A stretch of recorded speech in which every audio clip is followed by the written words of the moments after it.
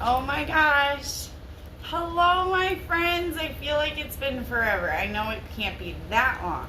So, how is everybody? I know nobody's here yet, but I have a whole bunch of stuff I know that I've been talking about, going live to talk about. I'm still not sure if people are really intrigued by the topics that I was presenting. So today, well, I have some yoga stuff. So the importance of understanding a few things about yoga. The yoga that everybody thinks is yoga is not really all of yoga. When people think yoga, they think, oh, I'm gonna go stretch, I'm gonna go do some postures and whatnot, and that's yoga. Well, that's one limb of yoga, asana, right? The physical exercise, the preparing the body step, right? That's only one step. That's only one tiny little piece of the story. So I wanted to go over again because I think it's really important to understand that there are 8 limbs of yoga, and there are 8 limbs of yoga for a reason. So if you're trying to become like a meditator and you haven't found practices that work for you, I suggest looking into the path of yoga because it's so well documented. It's been around for thousands of years and it's very extensive, so it covers all the bases. It's really a one-stop shop for meditators. So to understand the whole thing, we'll go over like the 8 limbs of yoga, right? So at the beginning of yoga, it's really important to start from the beginning, because in the beginning you're preparing yourself for the path of yoga, so that way when you start elevating consciousness and you get to higher states of consciousness, nothing goes haywire, no unintended consequences. You're able to sit in meditation, you're able to withdraw your senses. It prepares you, right?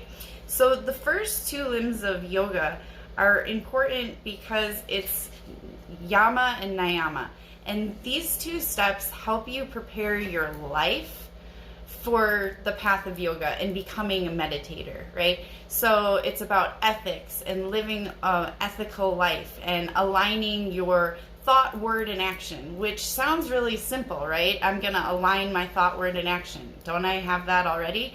No, not necessarily. So it's really particular, and this is where like law of attraction kind of stuff comes from.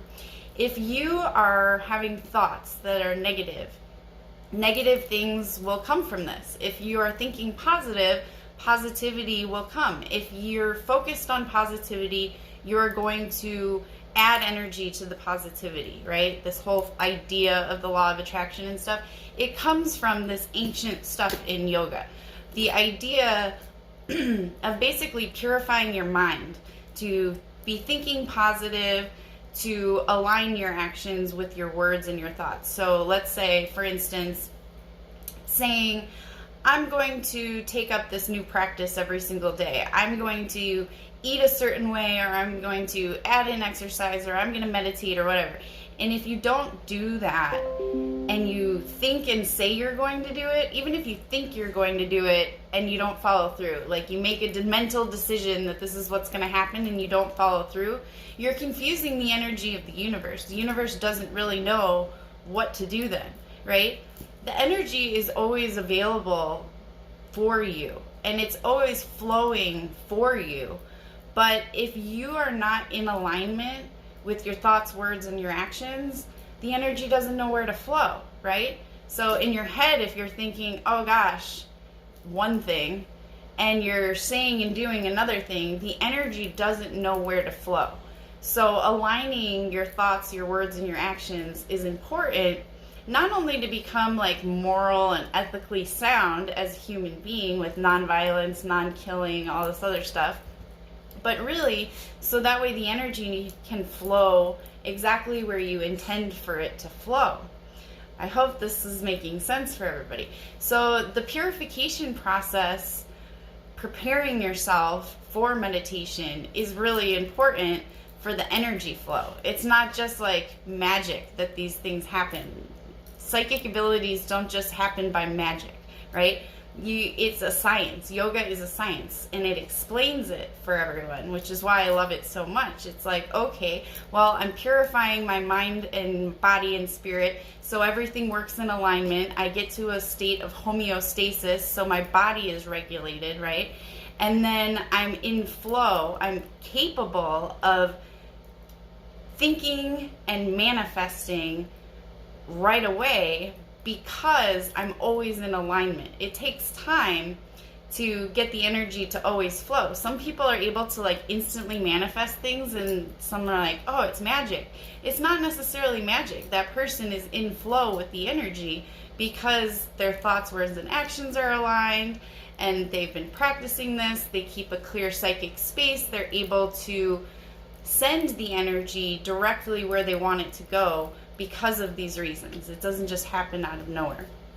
So as you start to develop that part of everything, then you're also incorporating asana to prepare your body, so that way you're limber and flexible and comfortable enough to sit in a meditative position like this for longer extended periods of time. And then you work on your focus and your awareness and your concentration, and all of this builds. Pratyahara helps with your senses, control of the senses. There's a bunch of different exercises that I do for Pratyahara. So you're sitting there and you are basically doing nothing except for changing your perception of your senses. And as you practice, you gain control of your senses and your sensory perception.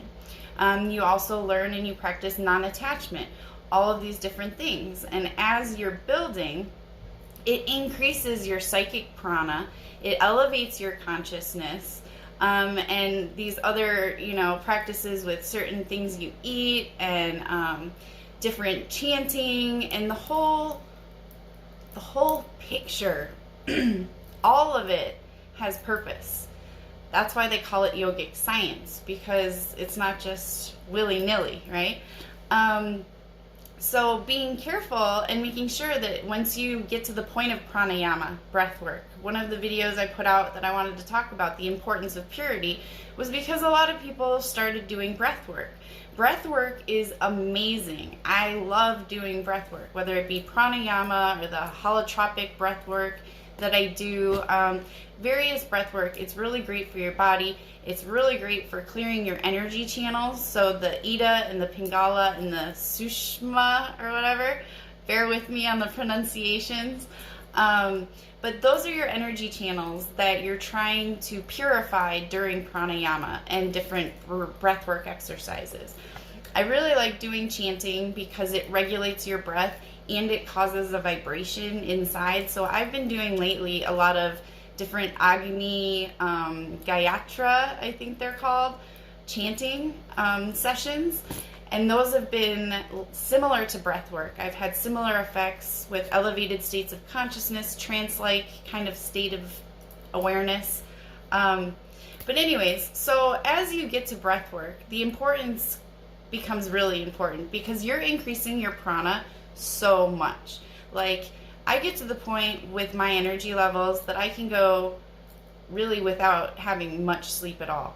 I don't really even need to eat a ton, right? My energy levels are really high. And that's because I'm constantly increasing my prana.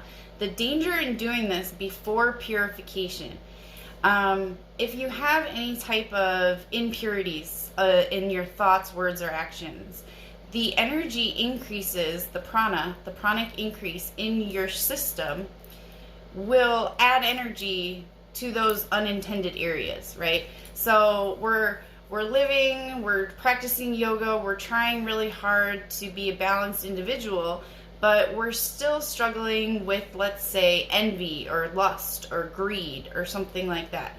When we're increasing our energy levels and our prana, the energy is going to increase those things too. So being really mindful of the purification and the ethical living and right thinking and everything is important. Otherwise, you're going to have unintended increases in areas of yourself that you might not want increased. So making sure to pay attention to the first couple parts of yoga is important, and it's not a waste of time, because it's developing you to the point where you will be able to benefit from meditation to its fullest.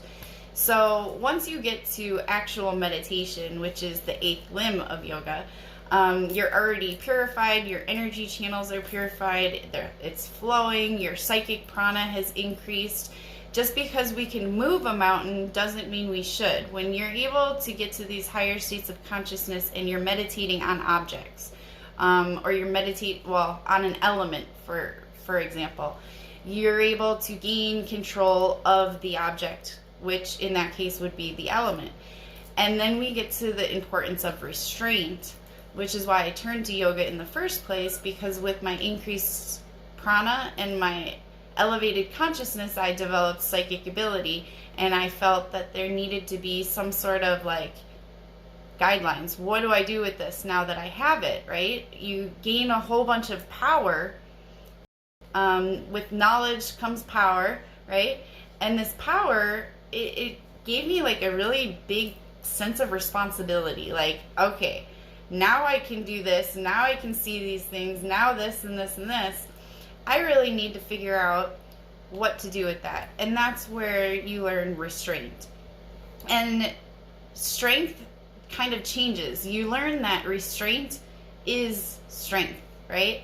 So it seems counterintuitive. Oftentimes we want to like chase the bull or take the bull by the horns or get in people's faces and try to, I don't know, prove a point or convince people of things or try to be the smartest person in the room or whatever. And once you're on this path of yoga, or most spiritual paths, you get to a point of understanding that in restraint there is a lot of strength. And that's kind of what yoga is about, learning to restrain the mind stuff. I know yoga means union, and it means living in yoga means living in harmony, living in yoga, in union with life. Your surroundings, the universe, everything in creation is to live in yoga, to me. So in doing that, it's a lifestyle. Definitely is a lifestyle. So when you say, yeah, I do yoga, do you really do yoga, or do you just do asana, right?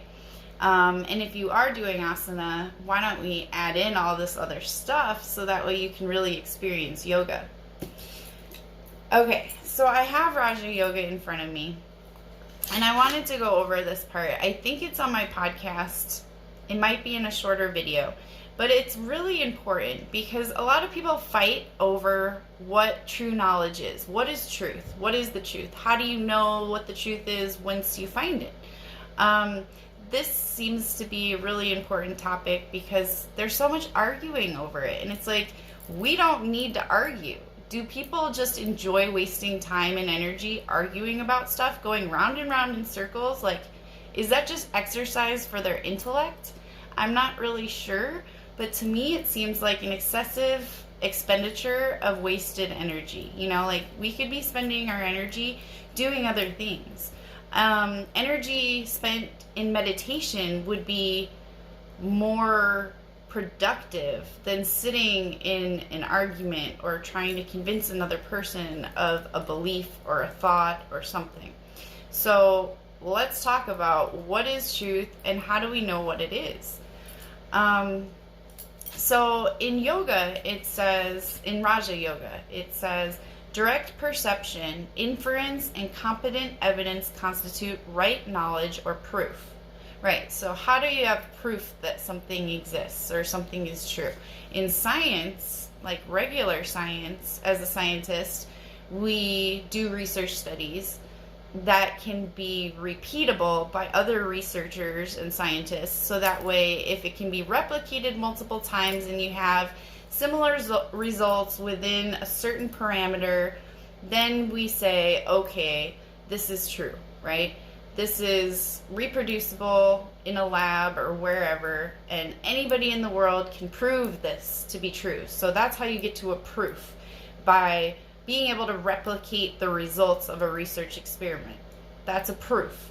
So in yoga, how do we know what a proof is in life, right? We're not doing research experiments on everything we read to prove it to be true. So when two of our perceptions do not contradict each other, we call it a proof.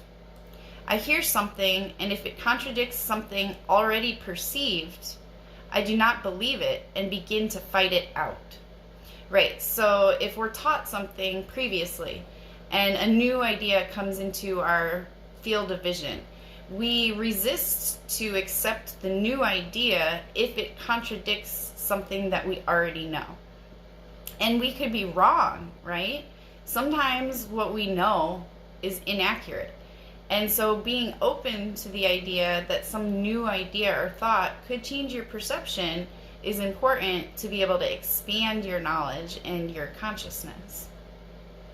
Direct perception, whatever we see and feel, is our own proof if there has nothing to delude the senses, right? Which a lot of times people's senses are overloaded. If you're not practicing pratyahara, you don't have control of your senses. So making sure that you can trust your senses is important. So practicing pratyahara is very useful. I see the world, that is sufficient proof that it exists. Secondly, inference. You see a sign, and from the sign you come to the thing signified. Yeah, that can get us in trouble. Inference, right? Sometimes things are random, and the human brain is always wanting to see patterns in everything to understand. That is human nature. We try to see patterns in things, and that's how we are able to help us comprehend. We dissect things apart with our intellect, trying to understand. Thirdly, the direct perception of the yogis, of those who have seen truth. We are all of us struggling towards knowledge. You and I have to struggle hard and come to knowledge through a long, tedious process of reasoning. But the yogi, the pure one, has gone beyond all this. To him, the past, the present, and the future alike are one book for his mind to read. He does not have to go through the tedious process for obtaining knowledge that we have to. His words are their own proof, right? Because he's always living in alignment. So what he says is. That's what instant manifestation is all about, you guys. These, for instance, are the authors of the sacred scriptures. Therefore, the scriptures are their own proof. If any such persons are living now, their words will be their own proof. Other philosophers go into long discussions about inference, and they ask, what is the proof of their words? The proof is the direct perception, their own direct perception. Because whatever I see is its own proof, and whatever you see is its own proof, if it does not contradict any past knowledge. There is knowledge beyond the senses. This is what I've been talking about recently with somebody, bantering back and forth on Facebook. So yes, there is knowledge beyond the senses, and the mind is considered into the senses because it utilizes those waves of energy, and we can add to it or take away from it. So since mind is not constant, it is considered in this category of senses. Mind, we forget things. We lose things over time. When we age, we lose productivity in the mind. Neurogenesis eventually slows down. So like mind is not a constant, but there is a part of every single one of us that is constant. And in yoga, that is the part that we are aligning with and seeing the world through those eyes. Awareness, just pure awareness, consciousness, or Purusha, right? We become in alignment. Hey Danny. How are you, my friend? I'm going through some major yoga theory here for everybody to go back and watch this video because nobody's really been here for very long to talk to. But I think this is going to be a really, really good video for people to go back and watch to understand how to get to meditation through the path of yoga.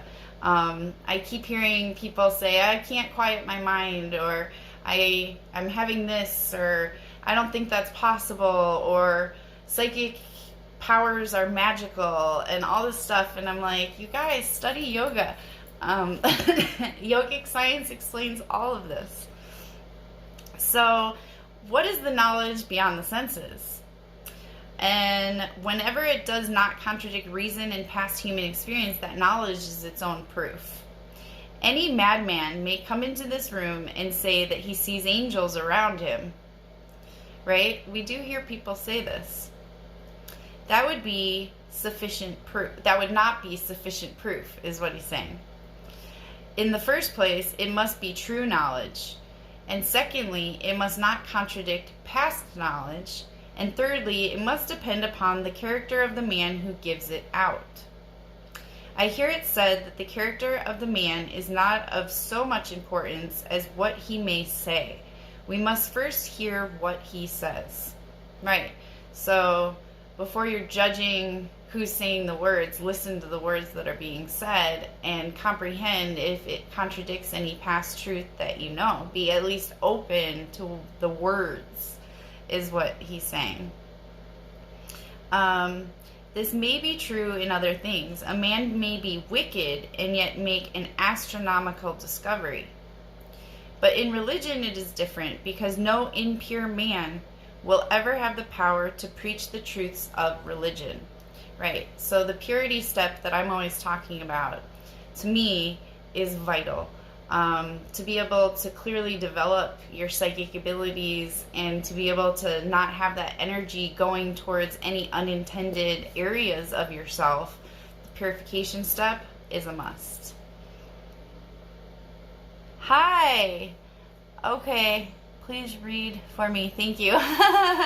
Yeah, I'm reading because, I could try to put it into my own words, but honestly, Swami Vivekananda explains it in such a minimal, bare bones way to get the point across that I really don't think that it's worth me rephrasing. Maybe add in some of my own words to explain things that people might not understand because they're not studying yoga. But so therefore, we first of all, to see that the man who declares himself to be an apta is a perfectly unselfish and holy person, right? So if somebody's claiming to be preaching the word and they're impure themselves, he's saying then we need to be mindful of that, because in order to really fully understand the divine word and to be able to clearly get these messages, he's saying that purity is a necessity.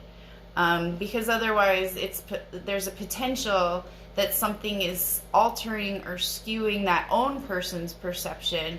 So how could they effectively be a messenger of the divine word if they're altered, if their senses are not clear?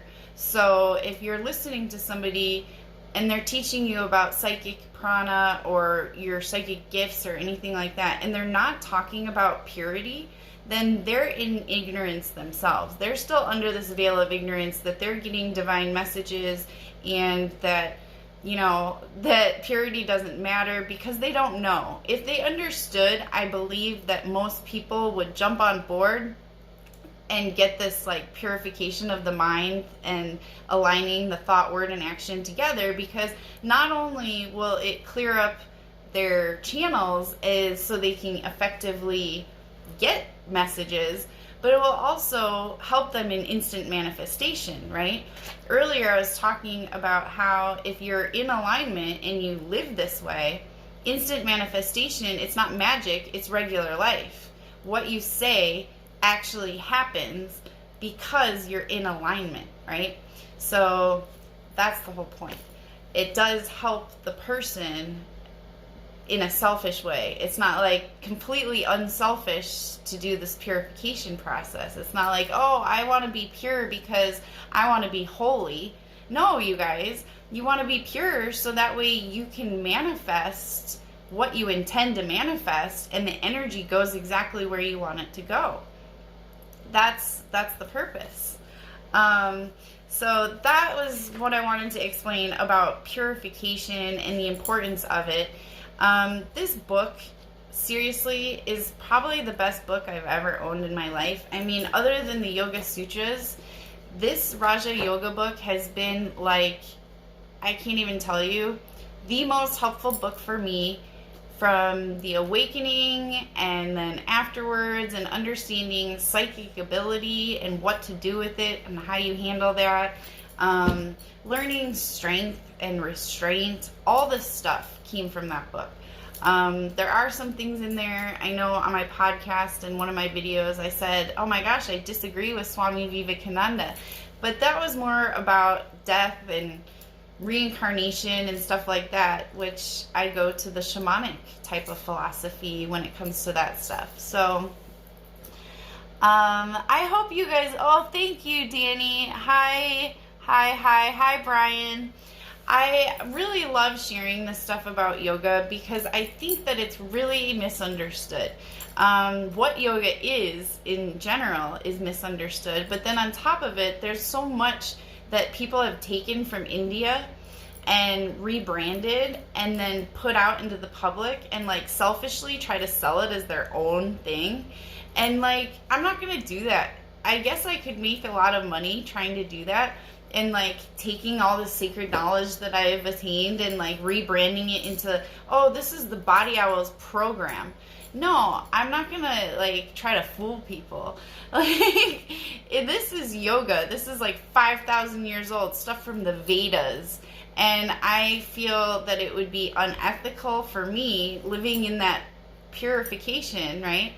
I think it would be unethical for me to try to rebrand sacred knowledge and share it with people and be like, hey, this is some special quantum program that you guys should pay me a ton of money to get into, right? No. I'm like, hey, you guys, this is 5,000-year-old knowledge, and anybody can read it. Anybody can develop their psychic powers. Anybody can get their mind and body connected and purified and their energy channels cleared. This is for everyone. Yoga is for everyone. No matter what your religious preference is, no matter what your philosophy in life is or whatever, you can still walk the path of yoga and live this lifestyle and feel completely energetic. Yogis supposedly are able to pause the aging process. I don't know about you, but I don't feel like I'm looking or feeling any older. And I really do think that yoga and my spiritual practice is the key.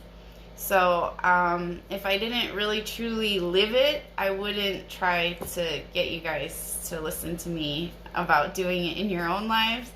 But I really do believe in it because I live it and it works for me, and I've seen just amazing things, and I want to share that. I want you guys to have amazing things and be sitting talking to people in the future, telling them about your experience on some sort of Facebook Live and be like, oh my gosh, a year ago I was listening to this chick on Facebook, and then like I started doing this path of yoga thing, and then like a year later, now I have like all these psychic abilities and I can like instantly manifest things, and it was like such an awesome thing that I happened to catch her Facebook Live video and she actually got me really excited about yoga.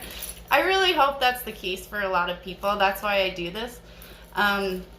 So that's about all I got for you guys.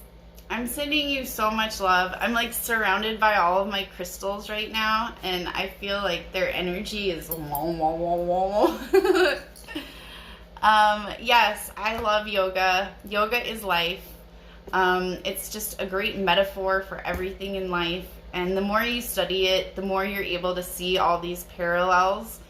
So I'm sending you love.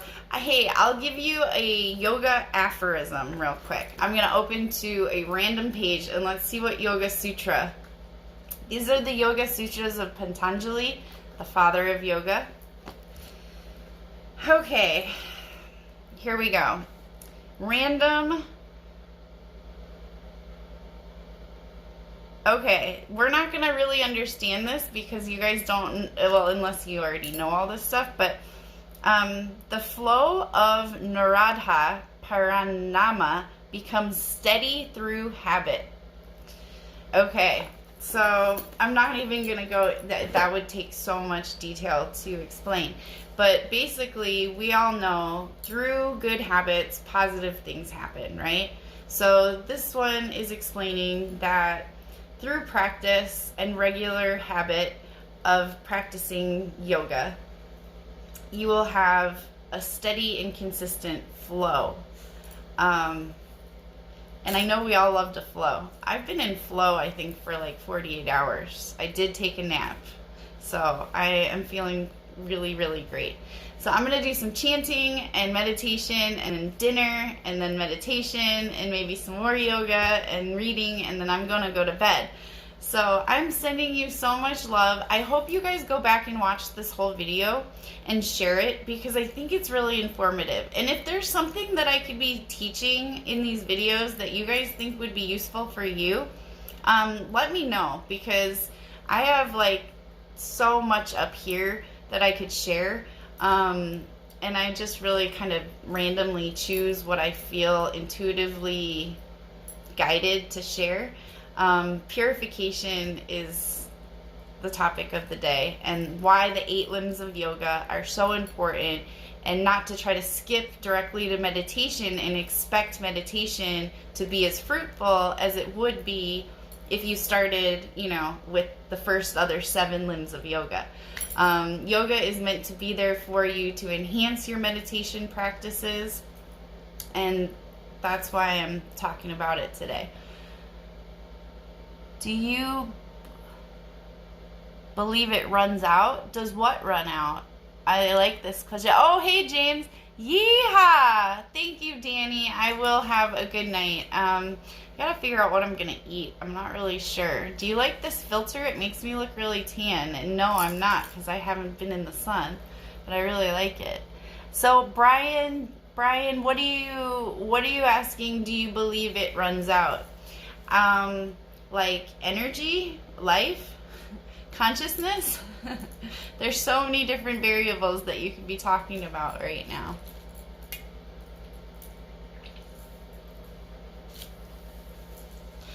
Get yourself a fresh Diet Dr. Pepper from your fridge if you're thirsty, everybody. I'm always advertising for Dr. Pepper. I need sponsors, so if anybody knows any sponsors for any of the stuff that I do, I have to try to maintain all the different projects and everything I do without sponsorship. So send me some sponsors your way. Any particular feelings pinpointed? Do you believe it runs out? I'm not really sure what you mean.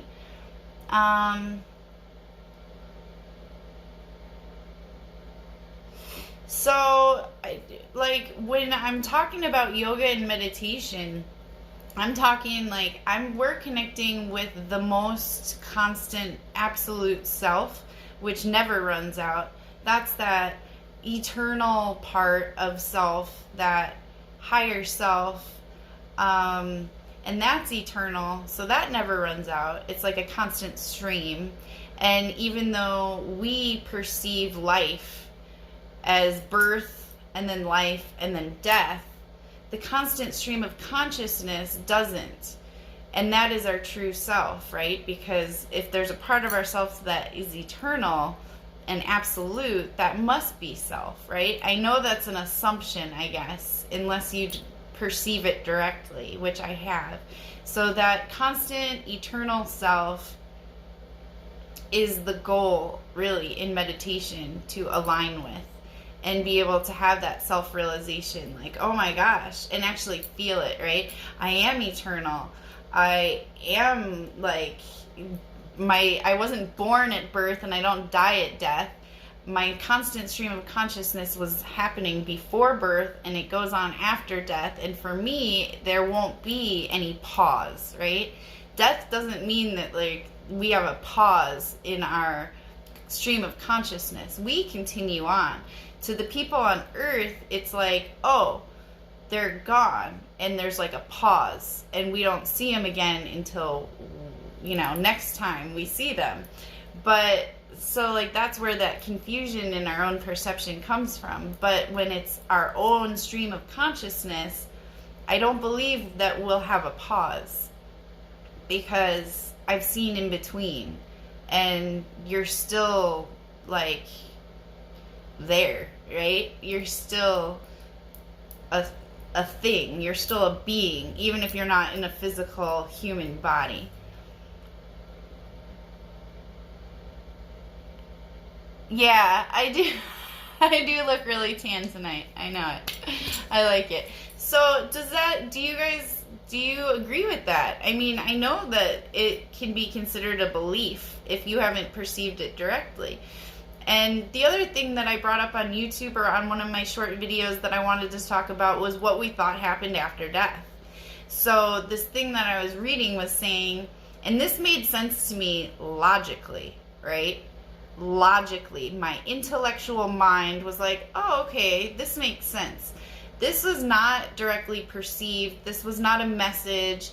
Let me be really clear. This was not channeled information to me. This was information that I read that logically made sense to my intellectual mind. So, to be clear, because I don't want people to think that this was something that I know, right? Which is why I brought it up as a base for a conversation, you know, you guys. So, like, after death, what happens? So this thing that I read said, if you spend your life praying to the ancestors will welcome you home after you die. And if you spend your time with the spirit realm, you'll go to the spirit realm. And if you spend your time praying to God, then you'll be welcomed into the kingdom of God. Logically, that makes sense to me. But at the same time, I'm uncertain if that's the truth, because I don't necessarily believe that everybody goes to different places. I think that it might just be that there is no different places, and that everything just is kind of like it is here, and it's just, you know, wherever, it's just all one infinite. So if you have a circle, and all the knowledge and everything is in the circle, and all of existence is in the circle, then everything on the outside is the infinite. I think that after we're not manifested in a physical body, then we go to this area over here, into the infinite. And if we are connecting during life, our soul connections, our spirit, our unconscious, right, that higher self, if we're constantly connecting it to a certain group, the ascended masters, the ancestors, here, then I do think that it makes sense that we would kind of be in that area of the infinite outside the circle after we're out of our body. You know what I mean? So there's my thinking on that. I don't know. It was a really interesting theory to read, and it did appeal to my logical mind, but I haven't meditated on it. I guess I could and find out, you know, more information directly, which I definitely might do. So I don't know if you guys noticed that I've been celebrating these different holy days, and the last one was actually called Holi, which is really cool. That day is in India. It's cool. It's kind of like the spring solstice. Like it's saying goodbye to winter, hello to spring, hello to fresh new opportunities, letting go of things that aren't serving us to allow for the new opportunities to come to us. It's also a celebration of good always defeating evil.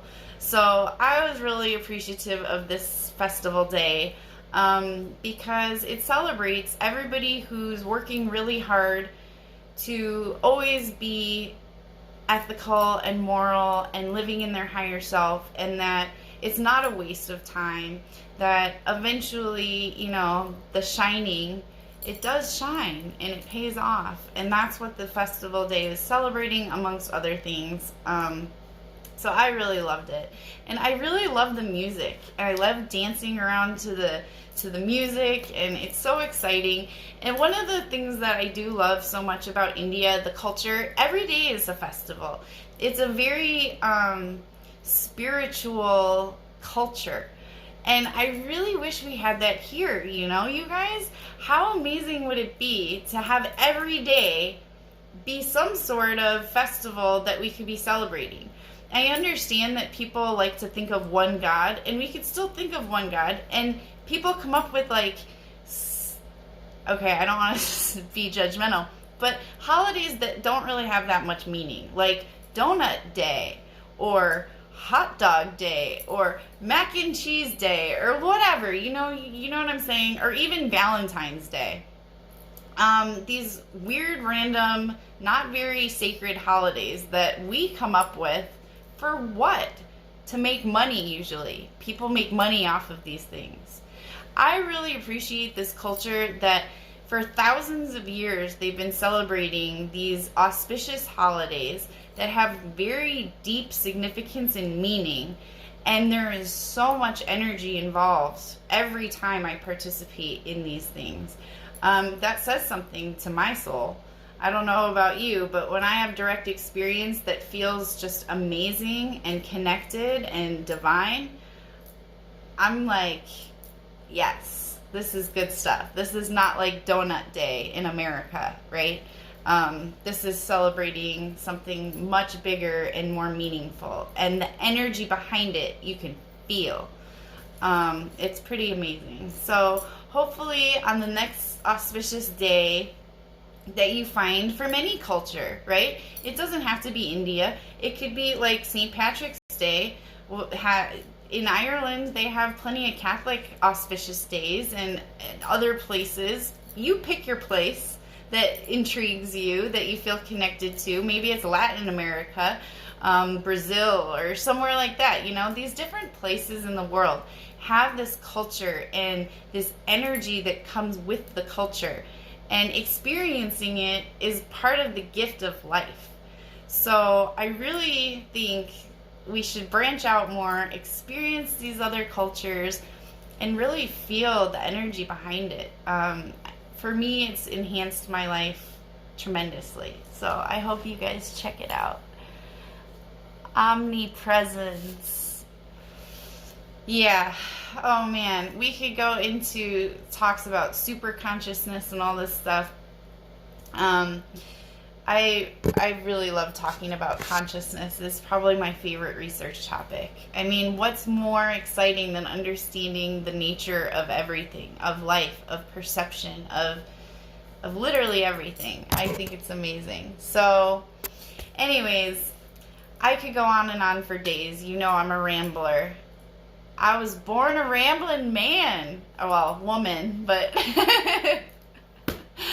Oh man, I'm sending you so many good vibes, you guys. And I'm wondering if maybe you guys would want to do a private group for like an Agni meditation. We could do chanting. I definitely don't want to do, since I'm new at chanting, I don't want to lead a chant live. But I would love to do it in a group, and you guys can also have the chant and get that breathing going and the chanting and the whatever. I don't know. If you want me to send you the playlist that I've created for the mantras that I've been using, let me know. Because I'd be more than happy to share it. It's not public. I have it a private link on my YouTube channel. If you want it, let me know. You got it. I'll send it to you. So, sending you much love. Thank you guys for being here and listening, and I hope you go back to the beginning. If you missed the beginning, all of that education on yoga, I think it will be very helpful for all of you guys, especially people who are trying to meditate. So